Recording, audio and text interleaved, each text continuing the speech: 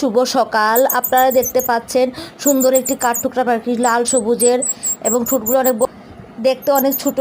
তাকে এক সপ্তাহ যাবত খুঁজে আজকে একটা ছোট ভিডিও ক্লিপ নিলাম এবং আপনাদের সাথে শেয়ার করলাম। আশা করি আপনারা দেখবেন, অনেক সুন্দর। Please subscribe, share, like, comment. Thanks for watching.